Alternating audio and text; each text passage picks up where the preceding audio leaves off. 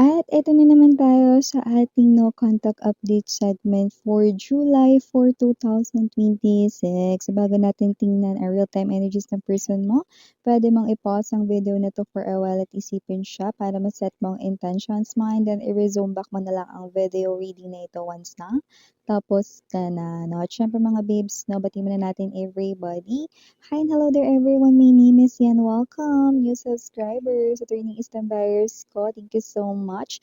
At kung hindi niyo pa knows mga mahal, mayroon pa tayong isa pang channel kung saan pwede rin kayong tumambay at manood ng mga collective readings for all signs. And yes, reminders muna as na wala tayo dito ng gender, bae, lalaki, LGBT, lahat tayo welcome.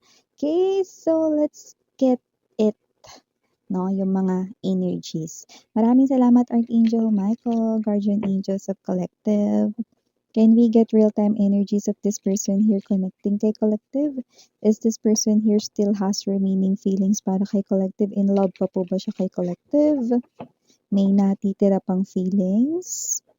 Iniisip pa ba niya si collective? Is this person here still thinking of collective? Is this person here still has, any plans sa kanyang mind related kay collective? Can you please show me? May mga plano po ba?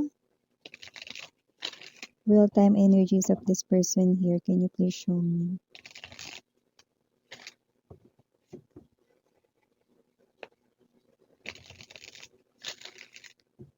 Okay, let's see the real-time energies of this person here. We have here the energy of Queen of Swords.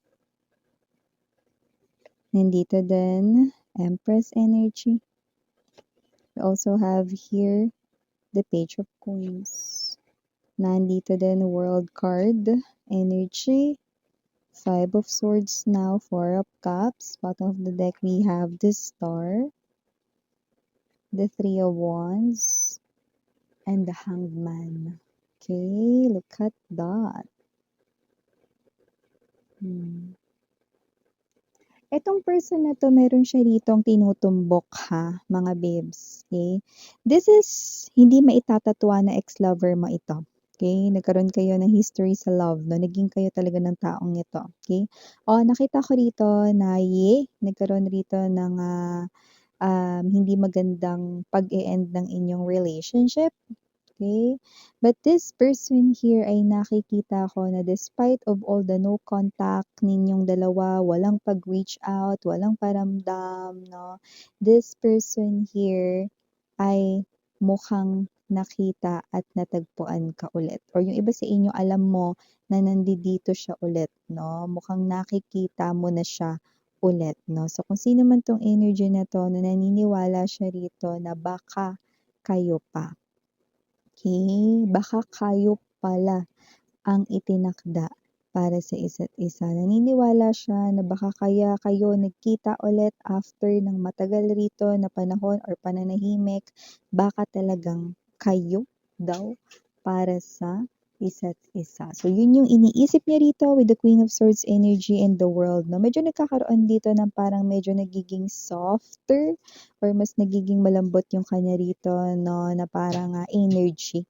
So, lumalabas no na ngayon, siguro sa inyo rito, matagal na hindi pag-uusap, hindi pag-connect sa isa't isa, maaring nag-try or sumubok rin siya rito na makipagkilala sa iba, pero bigo siya sa mga iyon dahil lumabas ka bilang Empress energy, ibig sabihin wala pa rin dito makapantay sa level mo. Taray! So, kung sino man tong energy na ito na maaaring trinay niya rin, no, na maaaring makipagkilala sa iba, ibuksan yung kanya rito, no, na damdamin or puso sa iba, pero Five of Swords energy, wala pa rin nangyari. Wala pa rin ditong kahit na anong parang nakikita siyang magandang opportunity na igagrab when it comes to new love. Kaya kung sino man tong person man na ito, ayaw niya ng new love, no? Dahil ang gusto niya rito na flame na magbalik ay ang inyo ritong spark at gusto niya itong muling pag-alabin. At nakikita natin dito, no, na nag-iisip siya with the Hangman energy, no, na what if malay mo naman kayo pala talaga para sa isa't isa.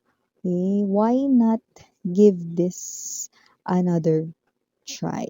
Yun. So, definitely, iniisip niya ngayon, no, yung may kinalaman sa future, no. Iniisip niya rito, no, na, kasi yung person mo, kahit na medyo may katigasan yung ulo niya, naniniwala siya sa destiny.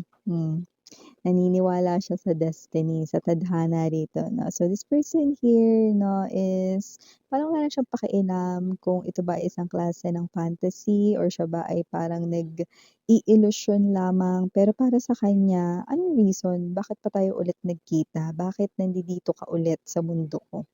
Pagtapos ng matagal na panahon na hindi kayo nag-usap, di kayo nagkita, lumayo kayo sa isa't isa, nagkaroon ng gap sa inyo physically and also sa inyo ritong emotions, pero boom, okay? Ngayon naiisip niya rito, no, na maaaring may dahilan na bakit ulit nagkita kayo. Bakit muli kayo ulit dito, no, na nagtagpo. Ayan. So, with the Page of Pentacles energy, no, though nakikita ko rito na medyo sa inyong energy, hindi na magkalapit ang level ninyo sa energy. Kasi Empress ka na, tapos siya Page. So, ibig sabihin, mas malaki na rito yung naging pagbabago na positibo sa buhay mo unlike sa kanya. Pero this person here also is an indication dito with the Page of Pentacles wants to start from scratch, from zero, from the beginning to prove to you that he or she is no longer the same person you used to know. Okay? So, ganong klase ng energy. So, ibig sabihin, mas nag-mature siya kumpara noon. At nakita ko rito, no, na siya ito na parang gusto niya na muling mag-reconnect sa'yo. Okay? Maybe one of your ex, kung sino man ito. But definitely, this person right in here, no, ay magsusubok magbaka sakaling muli with the Three of Wands energy. So, yung iba malayo sa inyo physically, sa location. Okay? Yung iba pwedeng nasa ibang bansa, pero pupuntahan ka niya kung nasan ka mang bansa ngayon. Yung iba naman doesn't have to be na nasa ibang bansa, no, pero maaaring nasa province, tapos ikaw nasa city or syudad, mga ganun, no? So, just take only what resonates. But definitely, the star here, no, is parang feeling niya is baka kayo talaga. Yan. So, wag natin siyang i-judge. Because everybody, no, ay meron rin talagang karapatan na gumawa ng sarili nilang desisyon. No? Lalo na nakikita niya ngayon dito, no, na baka meron talaga kayong chance pa for each other. The world energy, naiisip niya rito, no, na pwedeng nung una ninyo rito nga nag-failed na relationship or nag-failed dito, no, na parang bagong inyong simula dati, okay, ay gusto niya rito magkaroon ng bagong simula. Yan, no. In other words, no, yung nag-end ninyong chapter way back then, I mean, is gusto niya magkaroon ng bagong simula. Yan, no. Please excuse me grammar sa Pilipino, kahit ako naguguluhan eh. Thank you so much for your understanding. So yun nga, nakikita ko rin dito, no, that this person right in here, no, with this Five of Swords, has an energy here of thinking of what strategies to do, pagpaplano in order dito para, magkaroon ulit ng pagbubukas rito ng inyong connection. So, syempre, alam niya na siya dapat na mag-initiate ng first move or ibig sabihin nun ay gumawa ng first move dito and yung pagpaplano na yan ay sinisimulan niya na ngayong araw. Okay? Mga ilang araw niya na rin na pinagninilay-nilayan ito na bakit kanya ulit nakita rito, no? Bakit sa dinami-dami ng lugar sa mundo, dito pa kayo magtatagpo. So, hindi ko alam kung ibig niya sabihin dito. Pwedeng parehas kayong nagkita sa isang building na doon pala kayo parehas nagkatrabaho or baka naman, no, doon sa mismong same workplace, 'di ba? Sa dami-dami naman ng pwedeng kumpanyang pasukan, bakit magkasama pa kayo dito sa isang kumpanya na ito? Sa dami-dami naman ng bahay sa mundo, lumipat ka na nga pero kapitbahay mo siya ngayon. So, yun yung iniisip niya rito na maybe ito ay orchestrated ni Destiny, maybe itong mga nangyayari na 'to, no, ay para muli kayong ibalik sa isa't isa. Baka yung time na hindi nag-work ang relationship ninyo ay isa lang klase ng pagsubok, yun yung iniisip niya, 'no. nakikita mo diyan, miss, 'yan. Well, nakikita ko rito 'no, na alam ko yung nasa isip mo, kami ba talaga miss 'yan o 'yan ba ay parte lang ng kanyang ilusyon 'no? Alam mo lagi ko sinasabi sa inyo, universe ay binibigyan lagi 'no, each and every human being yung desisyon to make.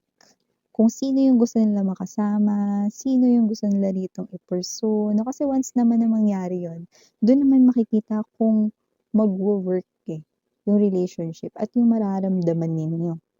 Ngayon, if you don't feel like connecting to this person right in here, okay, you will feel it 'no, lalo na nakita ko dito you are highly intuitive because you are the Empress right in here 'no. So 'pag nakita mo siya ulit, I mean, nag-usap na kayo ulit 'no, about the relationship, this serious talk, this adult communication about you getting back doon sa old days no mga times 'no, na kayo pa 'no, mararamdaman mo agad yon because you are the Empress 'no. The Empress is someone very intuitive, very on point ang intuition. So, ibig sabihin you can decide instantly, hindi ka na mag-iisip ng matagal, hindi ka na rito magpupuyat kakaisip diyan. Kung anong kailangan mong gawin. The moment na sabihin niya sa'yo rito yung intention niya 'no, na gusto ka niya ulit rito i-pursue, ligawan, i-express yung kanyang pagmamahal sa'yo, wala tayong gender dito, babae, lalaki, LGBT, you will also instantly feel kung ano yung dapat mong ma-feel dito sa person na 'to. And your feeling, ang magsasabi sa'yo rito if he or she is the one, 'yan 'no. Paano yung miss 'yan 'no, mararamdaman mo 'yun 'no. So, ito yung mararamdaman mo exactly 'no, yung 'pag sinabi niya 'yan sa'yo, if you want na parang naramdaman mo na ayaw mo siyang i-let go, then definitely this person here is really the one for you. But, if you are hesitating 'no, and ikaw ito na parang wala kang maramdaman at all, then this person is not for you, gano'n 'yun. 'Pag gusto mong ilaban, ibig sabihin siya yung for you. If hindi mo gustong ilaban, then definitely hindi siya yung for you, okay? Kaya nga maganda na highly intuitive ang isang person kasi hindi na kailangan ng opinyon ng iba, suggestion ng iba, kasi yung sarili mo palang alam mo na kung ano ang magiging sagot sa sarili mong tanong. That is a gift, 'di ba, ni universe sa inyo. But yes, this person here with the Page of Pentacles, no, look at how maingat na hinahawakan nitong person na 'to ang napakalaking Ace of Coins na ito. Tignan mo 'no, mas malaki pa rito 'no, sa half ng body niya 'no, almost. Ibig sabihin, this is the opportunity na ayaw niyang i-let go. So, ibig sabihin seryoso itong tao na 'to 'no, kasi malay mo naman daw, kayo talaga. Bakit hindi ninyo i-try, ba't hindi mo siya bigyan ng chance para ma-prove yun 'no, at maramdaman mo rin dito kung siyang the one. Parang hinahamon niya ako, miss, 'yan. Ah, 'di naman. Pero gusto niya dito 'no, na i-prove sa'yo na you are worth na i-chase, you are worth na paghirapan, yun yung, sinasabi niya dito, yun. So, initials na nakikita natin dito, capital letter S, capital letter D as in dog, capital letter L, capital letter G, capital letter C, capital letter K, and capital letter R. For small letters, we have B as in boy, A, E. For E, maaaring ito ay more than one, no? Pwedeng two, pero hindi na maaaring maging tatlo. So, just take only what resonates. Small letters pa meron dito. We have C, S. Yung S maaaring dalawa. Just take only what resonates. We also have here M, D as in dog, Y, and number 3. Number 3 is spiritual. Number 3 means this person right in here will cause balance in your life. Yung nakikita natin dito dahil well balance ang kanyang energy. Plus, number 3 is about legacy, strong foundation, and strong commitment. So, very stable ang kanyang energy and also emotionally available only for, yeah. Yun. So, ito yung mga mensahe nakuha natin dito para sa no contact situation update para sa person mo ngayong araw, July 4, 2026. Again, I'm Juliana Oni for the girls and Yana Duna for the boys. Sarang Hail, Love and Light. Yadra. Annyeong.